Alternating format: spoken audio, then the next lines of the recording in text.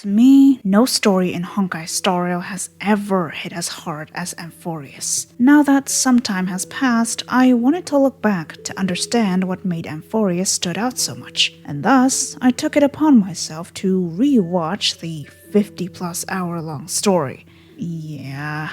If you didn't find Amphoreus to be enjoyable whatsoever, then this video likely isn't for you. When I say there will never be another Amphoreus, what I meant is that what they did with Amphoreus could hardly ever be replicated in Honkai Star Rail. Maybe they'll do it again in another game, but in this universe, I can't really see it right now. So why did Amphoreus feel so special? Well, I believe one reason why Amphoreus left such a lasting impression is that everything was designed to stir our emotions. From the moment we entered Amphoreus, disaster struck. We crash-landed, the train cart is burning with us barely making it out alive and completely lost contact with the outside world. And then we're left to fend for ourselves. We then learned that Amphoreus is essentially plagued by an impending apocalypse. Even as we enter Akama,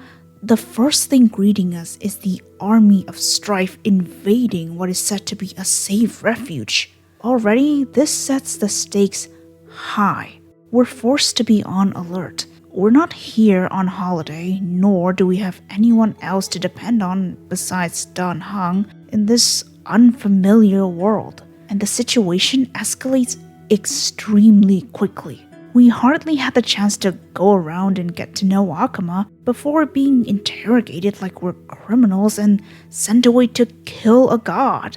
While facing off against godly entities ain't nothing new, Amphoreus really bumped it up by 100. The stakes being so high mean everything else naturally gets elevated as well, especially our emotions. For as long as the story was, they did use that time to let us get to know the characters. They took 8 patches to tell the full story, with each one focusing on a few specific characters. While the world building, the character designs, and the absolutely fire OSTs certainly elevated Amphoreus, the key point is still that they did well in getting us warmed up to these characters. It certainly helped that, for the most part, they were really likable. Moreover, the story placed much emphasis on humanity. All of Amphoreus was about the will of humanity usurping divine oppression and becoming the true masters of the world, of their own fate. The Chrysos heirs are revered as heroes by the masses, but still imperfect mortals at their core. We knew the Chrysos heirs as people before we knew them as demigods. These characters are nuanced, memorable, and they feel alive. That's what's gonna be left of our impression of them. Aglaya selflessly sacrificing her humanity to safeguard Akama for millennia, Mighty wanting to end his people's cycle of bloodshed, Hyacinth desiring to protect the weak and ordinary citizens, Little Cypher wishing everyone to believe that the world is beautiful and that everyone is simple and kind, Castris wanting to just live a normal life. It was hardly about some grand abstract ideal, but more so about the little tangible things, their wishes for a normal life. I can't. These hands, they're too cold.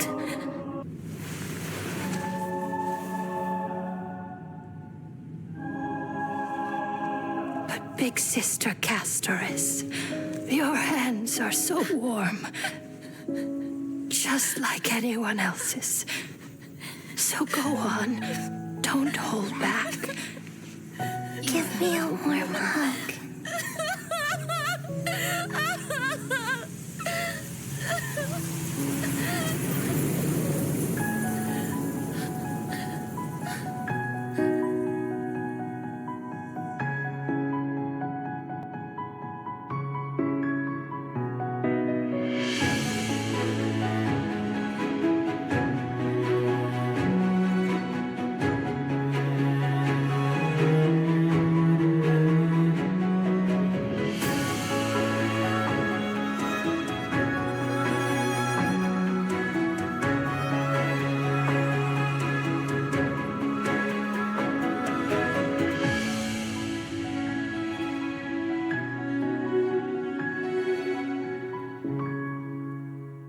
Even though goodbyes are written into fate and prophecies, it doesn't make farewells any less painful, especially with how sudden they arrive. It's a constant cycle of a character being introduced to us, and just as our affection with said character reaches a high point, the story violently rips them from our hands and not leaving any room to breathe before they do it again and again and again. And it works. It sucks because I've got a soft heart and I keep falling for it. The highlight for me, especially, would be Phynon and Cyrene. The way I see it, their stories are the same tragedy painted in different colors. They both sacrifice themselves and enter the eternal recurrence to save their beloved world. Phynon loved his companions. He entered the eternal recurrence and was part of the world's story, and walked with the Chrysos heirs through time, but eventually became the monster that struck them down again and again.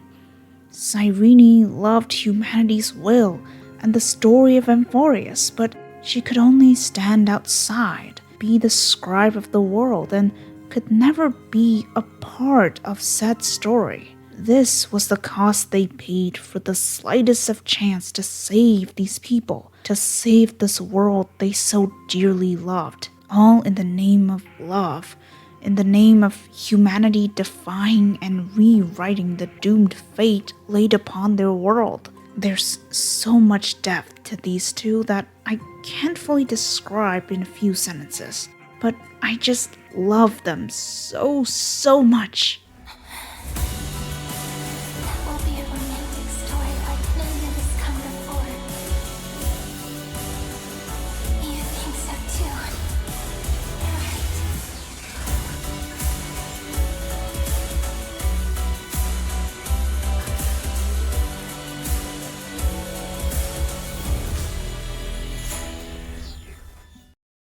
Also, what is equally important was our involvement. Amphoreus wasn't simply another world that we just stepped in as an outsider or tourist and just happened to become a grand savior. We quite literally blended into its fate. While we stood as a central pillar to saving the world, the other heirs felt no less important. It was more like standing side by side in a team, as a family, rather than becoming the sole hero who saved the world. Amphoreus was also a place that witnessed our companions' development. Dan Heng and March 7th. They resolved issues of their past, grew as individuals, and the reunion was just a tearful. Of course it's me. It's been a while.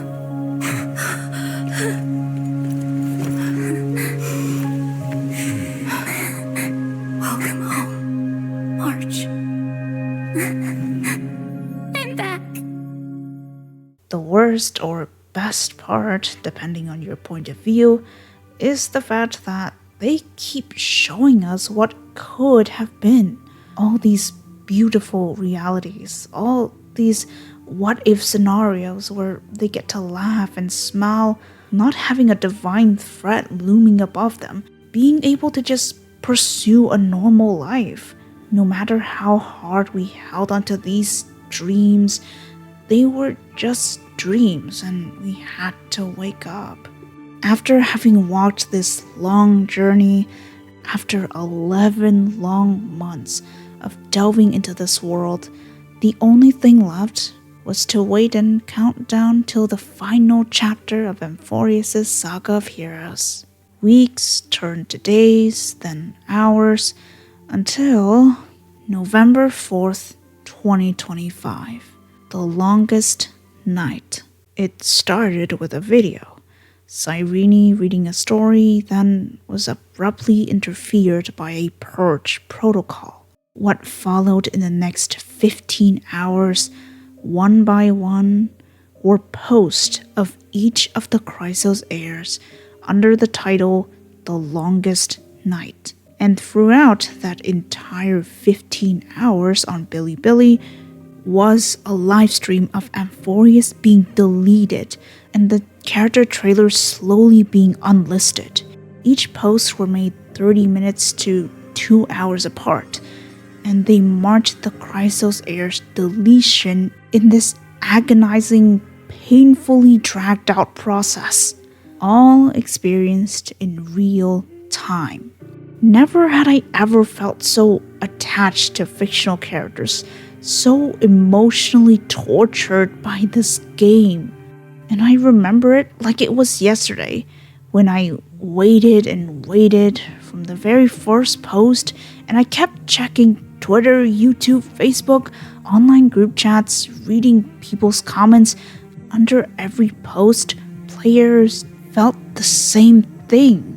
Agony, despair, indescribable dread, unbearable torment from seeing these characters we have come to love just wiped from existence. The only thing that could be done was just staring at the screen, scrolling and watching helplessly as this was happening. Truly, this was the longest night for the Star Rail community.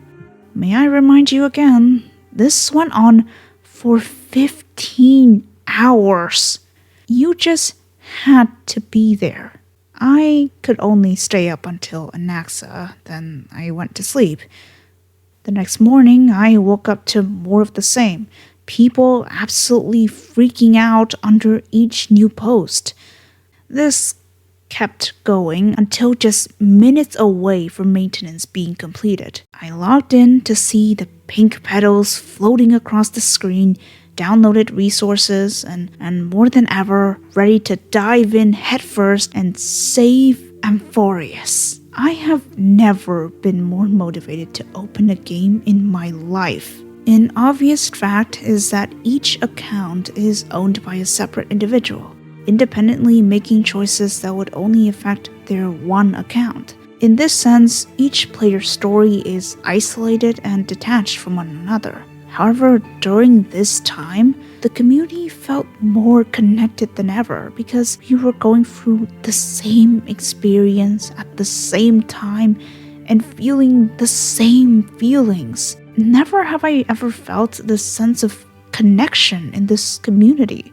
Who would have thought that a marketing scheme aimed directly at the core of the human nature could work so well? Nicely done, Star Rail.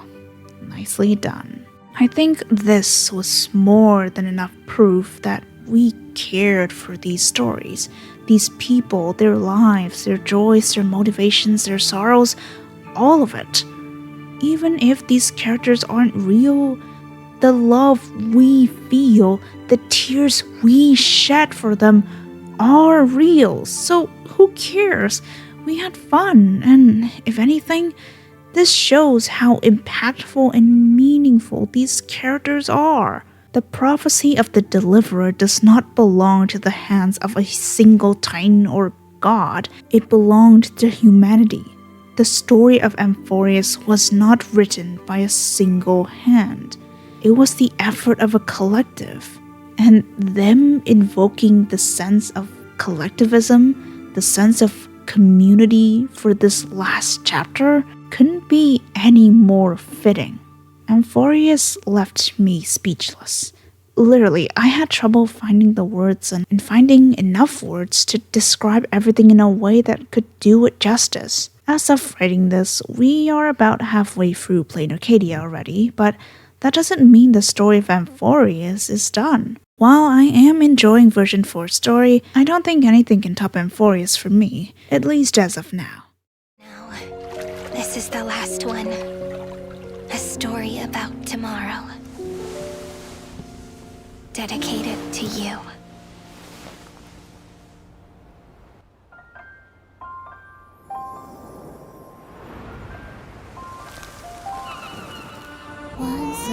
Amphoreus was a story that spoke of humanity, of their tenacity, perseverance, and the will to rise against the encroaching dark void of fate. Never have I ever been so emotionally attached to a group of characters. Of course, Amphoreus isn't perfect. Some parts could have been expanded upon, some parts could have been more fleshed out, and some could have benefited from being more cohesive. For what it is, though, the story introduced us, then gave us time to love these characters, to care about their world, and to be a part of their story. Together, we wrote a romantic story like none that has come before, filled with smiles, laughter, sorrows, tears, and love.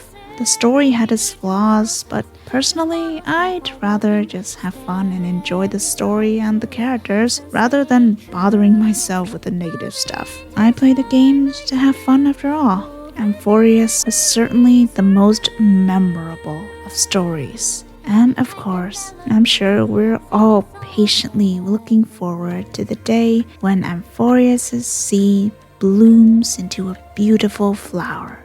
And that's all I have for now. Thank you so much for watching, and I'll see you soon. Bye bye.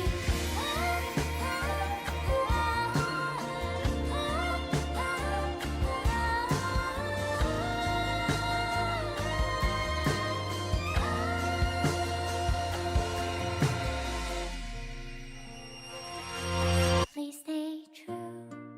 Cherish your memory. Go with love, your hearts are tears, rivers flow, and as gardens grow, I hope you bloom in beauty. See you soon after the end of time in the mountain frozen rime.